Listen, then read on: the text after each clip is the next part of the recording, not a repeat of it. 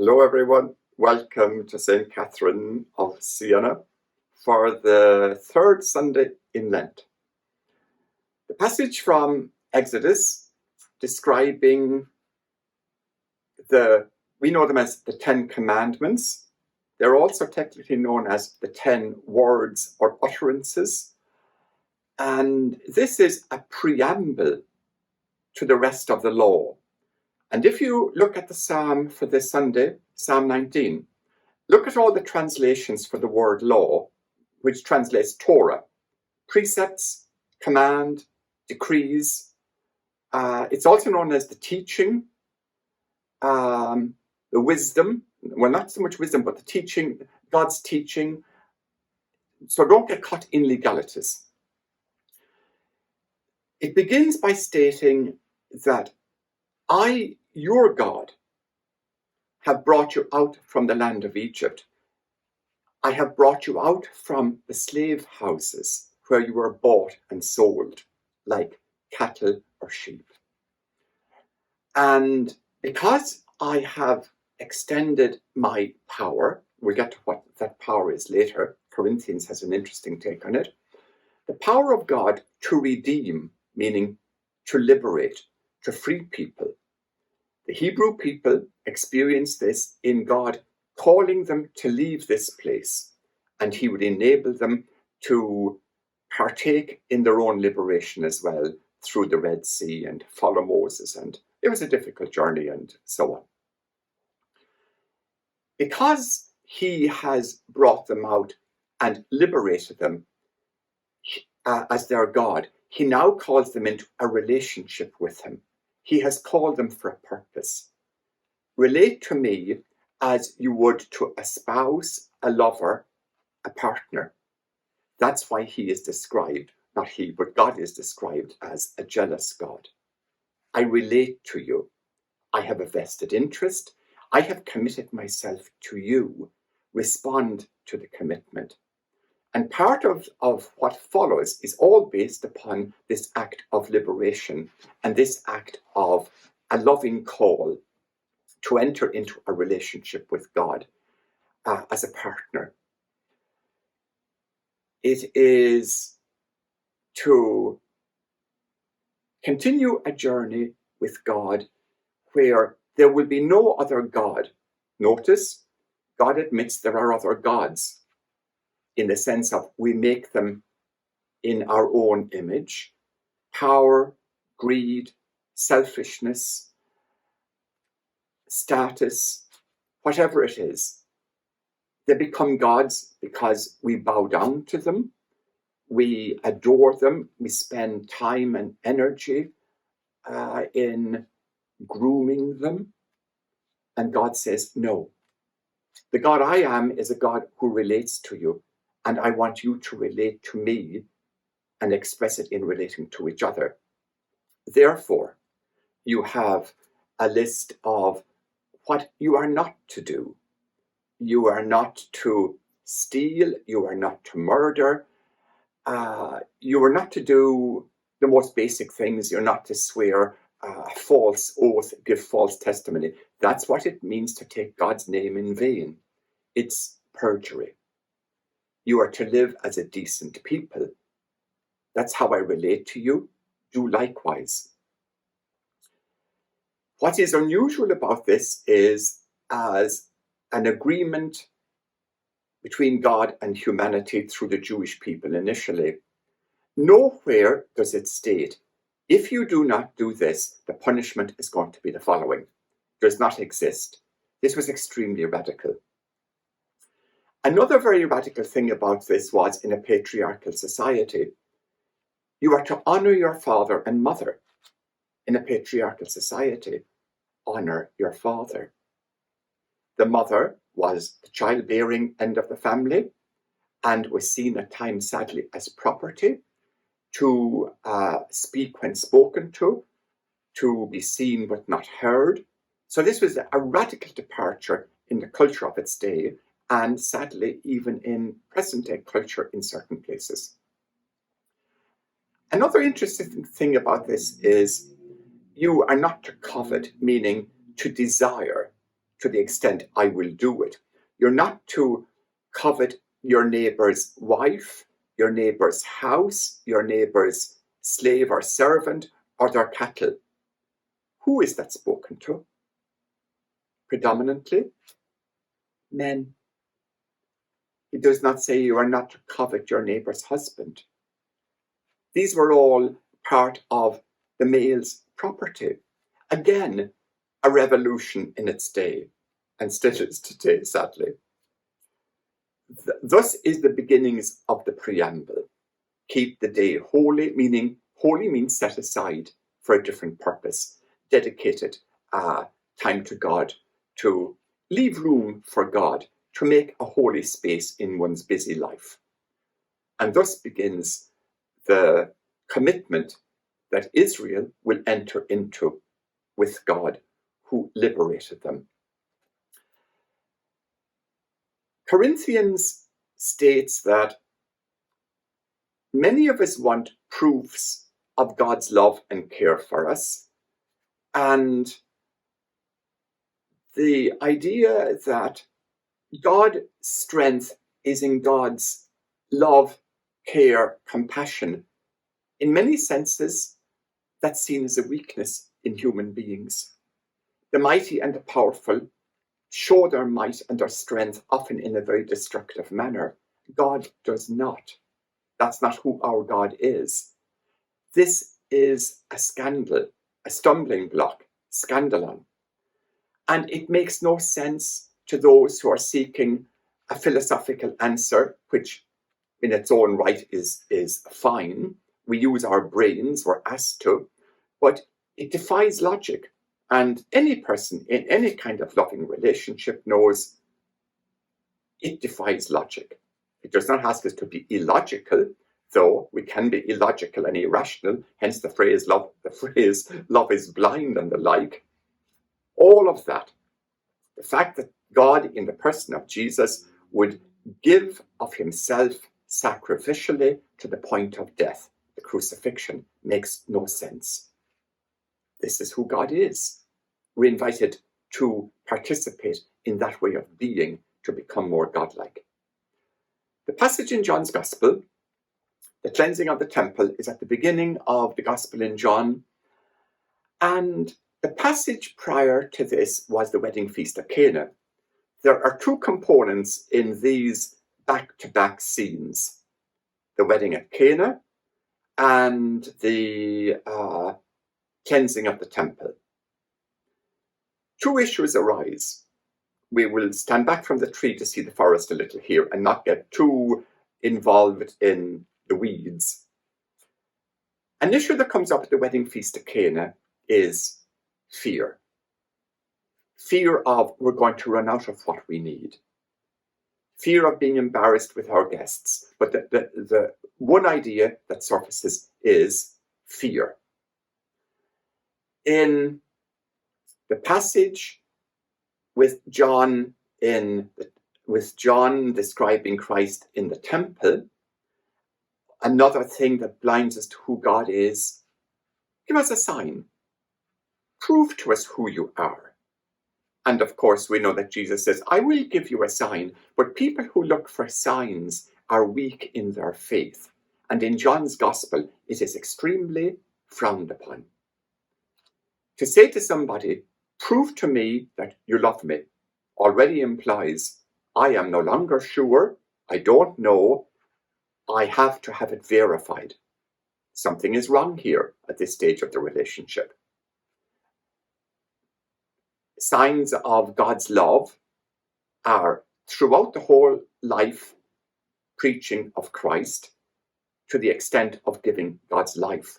What more sign, proof do you need? Obviously, we spend a lot of our time making God in our image. There shall be no false gods before me. The command, the mandate, the dictate, the teaching from the Decalogue or the Ten Commandments. It comes back around. A question for the CCE, children and youth, is it's going to be two parts. The first part is, why does God ask us to do these things? Look at the commands. Look at the idea of why do we want signs and wonders? But the commands particularly, the first reading from Exodus, why does God ask us to do this? Right?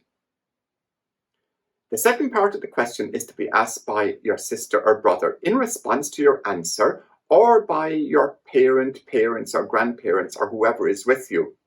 You've given an answer why God asks us to do such and such. Part 2 is why?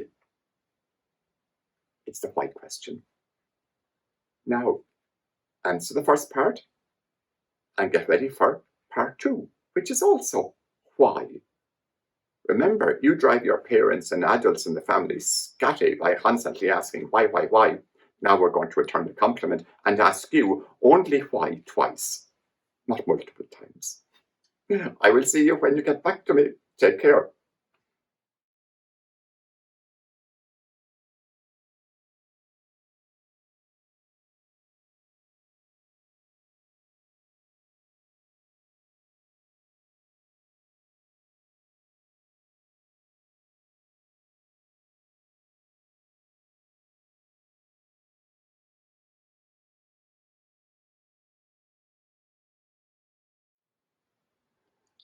Welcome back.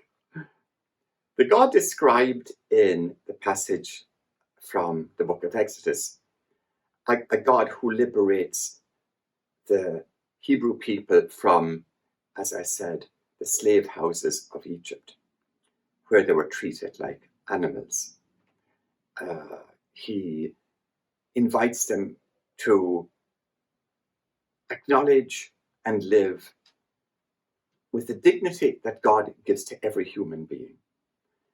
And he invites them on a journey with God, who will treat them as partners, a God who will enter into a relationship with them that comes with responsibilities. And the responsibilities are what we call the commands, or the teaching of the Torah, to care for one another, to care for older people, to be mindful of our desire to possess, and instead to relate as best one can, and even beyond what we think we can, because we're made in God's image. When we come to the cleansing of the temple, the prophetic act in John's Gospel, the dismissal of the animals and the pigeons and overturning the money changers' tables, is now opening up for the first time the reality that God does not just love the Jewish people, the first people that God entered into with a covenant, with the commands, I will be your God, you will be my people, I will walk with you, I will go before you, I will dwell in your midst. God is now declaring that as much as you know that I love you, so do I also care and love others. And they would be the people that are seen as outsiders, strangers, not one of us. This act of Jesus took place in the court of the Gentiles, the court of the nations.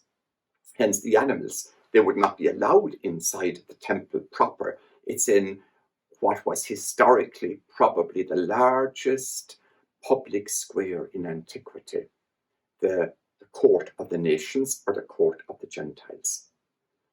Further in the temple precinct, you had the court of the women, the court of the priests, and the Holy of Holies. They were strictly for the Jewish people, but everybody and anybody could mix and mingle in the court of the Gentiles. It was an open door onto the world. You didn't have to be a Jew, so you encountered all kinds of people. Here you had traders, bankers, financiers, modern terms for what the gospel describes. By turfing them out on their ear in this act, Jesus is declaring how you have been doing business, religious business even. It's going to develop and broaden It's going to be more inclusive. It's going to include others. And that's part of our Lenten journey, where we're asked to, the three pillars, to pray, to fast, and to give charitably. To pray basically means to listen to the word of God, to pay attention. You were looking at the passage from Exodus. You were asked to think about what is asked of you. Why is it asked of you? What is God calling us, or who is God calling us to be? People who care beyond ourselves, people who also can include others who are different, who have a different mentality, a different religion, or none. And many of you here in Houston, and even here at St. Catherine's, I know for a fact, have one parent who isn't a Catholic. We have some families where one parent is not a Christian, they are Buddhist. We did have a couple of people who were Muslim, but we're used to that kind of diversity.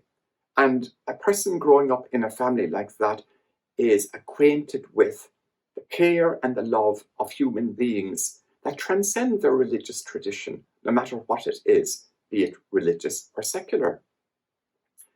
God is doing this in the person of Christ and reminding us, God liberated our ancestors in the faith, the Hebrew people. God is still doing the same thing in the person of Christ, in a now a new and dynamic manner, liberating us from the slave houses, where we become the slaves to a certain way of thinking. Look at the passage from Corinthians, for example. He states that a certain group of people are scandalized because they look for signs and wonders, and it becomes a stumbling block. They want proofs of God's care and love. The proofs are in our relationships. And if they are maybe lacking at times, we all know somebody at least who cares for us and loves us, or if we're having a bad day, we do know of others who are loved by others. I mean, it's a reality. The gospel asks us,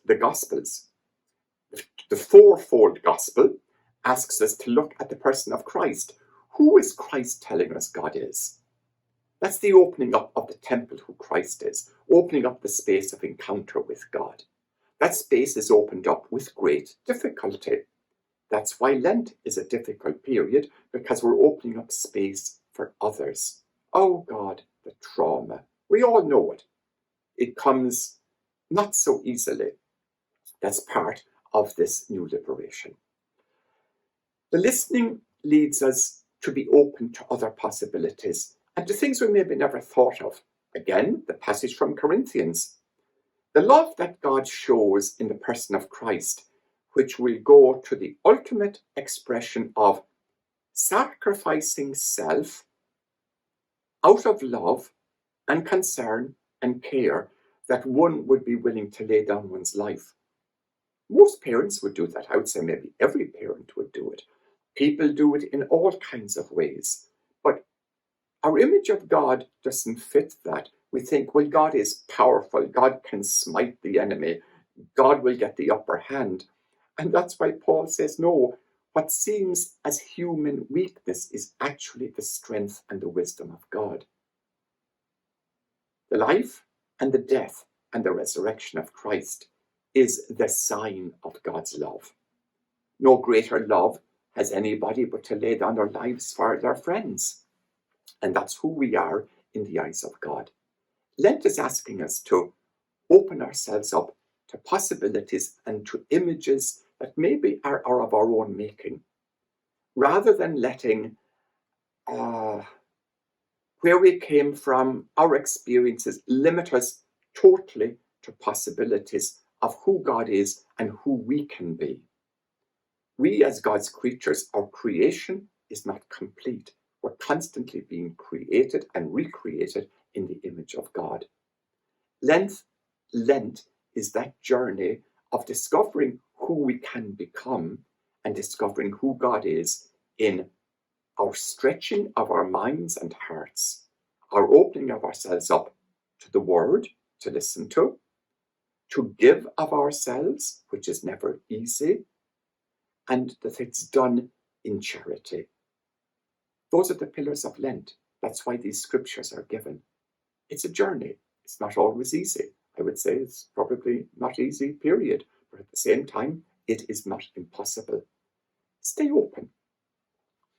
By asking for a sign, it's like saying to somebody, prove to me that you love me. Well, if you say that to somebody who loves you, something is wrong, something's missing, something has gone awry. There is major doubt. That's why you have the comment at the end of the gospel where Jesus said he would not trust himself to those who were looking for signs and proofs. To trust and to believe is one and the same. To believe in you means I trust you. I do not fear you. I am one with you. I will go anywhere with you. I am yours, you are mine. That's how God relates to us. And we're asked to relate in kind. And always, however faltering, but 2 steps forward, 1 back. That is progress. Look on Lent as this journey. These scripture readings are about our faith journey, its development. It's the same faith journey that has been going on since humanity existed. We have the Exodus experience, which is a stunning one, called to all kinds of just relationship and being open to a God not of my making, but let God tell me who God is, and also let God tell me who I am and who I can become. I will see you next Sunday. Take care.